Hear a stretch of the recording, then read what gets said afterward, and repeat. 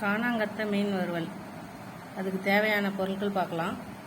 கொஞ்சம் ஒரு அரை ஸ்பூன் தனி மிளகாய்த்தூள், 1 ஸ்பூன் குழம்பு மிளகாய்த்தூள், ஒரு 8 பல் பூண்டு கொஞ்சம் நல்லா நசுக்கி வச்சுருக்கேன், கொஞ்சம் மஞ்சள் பொடி, கொஞ்சம் உப்பு.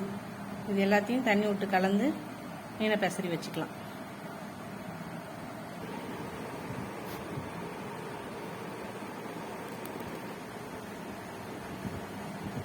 மீன் நல்லா பெசரி வச்சாச்சு.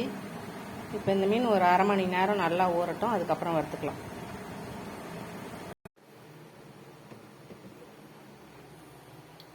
அரை மணி நேரம் நல்லா ஊற வச்ச மீனை, காணாங்கத்தை மீனை இப்போ கல்லில் போட்டு வறுத்துக்கலாம். எண்ணெய் ஊற்றிக்கலாம்.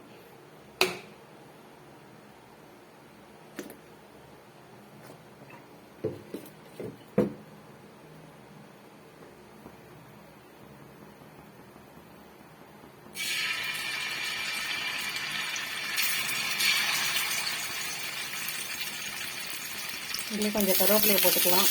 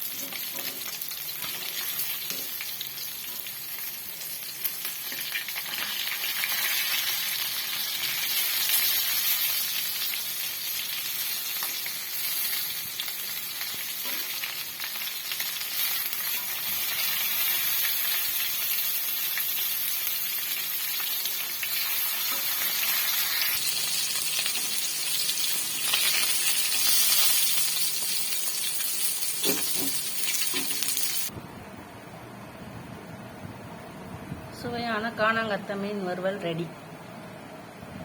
தேங்க்யூ.